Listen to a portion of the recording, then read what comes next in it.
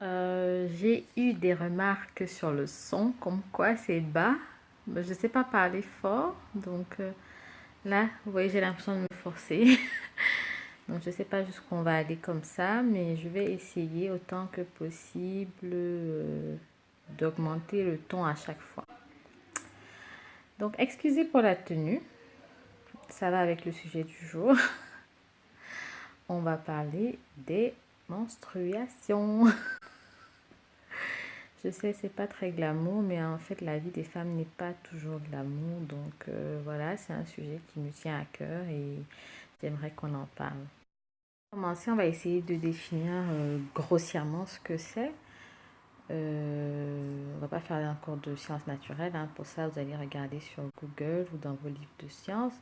Juste expliquer que c'est un phénomène qui se passe tous les mois où les jeunes filles perdent une certaine quantité de sang. Et ça peut être plus ou moins douloureux, ça dure plus ou moins longtemps, entre 2 et 7 jours.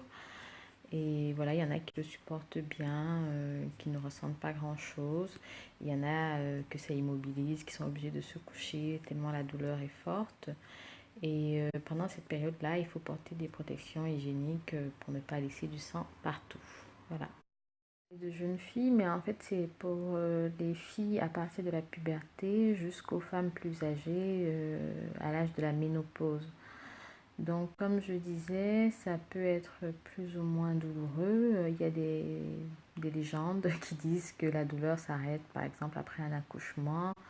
Bon, mon expérience personnelle c'est que non, c'est pas vrai. Après, je pense qu'aujourd'hui, ce sur quoi on peut partager, ce sont les moyens de bien vivre sa période de menstruation. Quelles sont les petites astuces qu'il faut mettre en place avant et pendant cette période. Savoir, c'est que le cycle menstruel est plus ou moins régulier en fait. Bon, ça dépend des personnes, mais a priori, il est régulier et donc du coup, on peut le marquer sur un calendrier et savoir que ben voilà, voilà la date de mes dernières règles. Donc potentiellement, dans tel nombre de jours, j'aurai mes règles. Ben, ça permet de ne pas être surpris le jour J, de ne pas avoir mis du blanc, du très transparent. Ça permet d'avoir sur soi des serviettes hygiéniques pour celles qui ne veulent pas en transporter tout le mois. Et sinon, il y a aussi, pour ceux qui connaissent déjà ces côtés, il y a des signes qu'on peut voir, qu'on peut analyser, la température, quelques douleurs, un changement d'humeur. Je profite pour apporter d'autres informations. Par exemple, quand on était petite, on pensait que les règles étaient contagieuses parce qu'il suffisait qu'il y en ait une dans la maison qui les ait pour que ben, les autres, ça commence à venir. C'est ce que j'ai dit tout à l'heure, c'est un cycle mensuel qui est plus ou moins rapproché chez les uns et les autres, souvent à la fin du mois, souvent au début du mois. Donc c'est pas contagieux, c'est juste que voilà, dans une maison, on va dire que ça peut s'accorder. Ensuite, sur le fait que ce soit sale, non, ce n'est pas sale, c'est du sang. Quand on se blesse, le sang n'est pas sale. C'est si on a une infection que ça devient sale et que ça a une odeur désagréable. Faire pour que la période des menstruations ne soit pas un moment trop désagréable. Mais ce que je disais déjà, c'est de le marquer. Parce que quand on sait que quelque chose va arriver, bien, on est plus calme, on se met dans un meilleur état d'esprit. Et ensuite, pendant la période des règles, bon, moi je prends du thé. Je prends du thé et j'utilise des tampons. Donc ça me donne une certaine flexibilité que je n'avais pas, par exemple, avec les serviettes hygiéniques. Bon, il y en a qui pensent que les tampons, pour les mettre, il faut déjà avoir eu des relations sexuelles. Non, pas forcément. Une fille vierge peut mettre des tampons.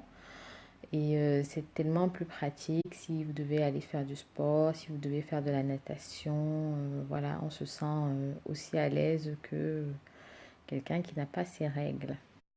Conclure sans parler de la question qui intéresse les uns et les autres, à savoir est-ce qu'on a le droit d'avoir des rapports sexuels pendant la période des règles. Ben, a priori, il n'y a aucune contre-indication. Donc maintenant, c'est en fonction des uns et des autres. Si madame est gênée par la vue du sang, monsieur, si vous pouvez patienter une semaine, personne n'en mourra. Si c'est monsieur qui est gêné par le sang, pareil, madame, ça dure une semaine. Voilà. Et si tous les deux, vous n'en avez rien à foutre du sang, ben profitez comme vous pouvez. Voilà.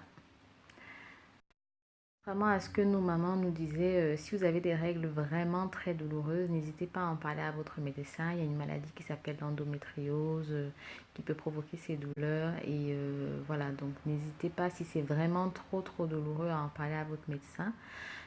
Sinon, voilà, j'attends vos commentaires. Comment est-ce que vous gérez votre période de règles? Est-ce que vous avez des questions auxquelles vous n'avez pas trouvé de réponse? Toute autre remarque par rapport à cette période qui est assez récurrente chez la femme.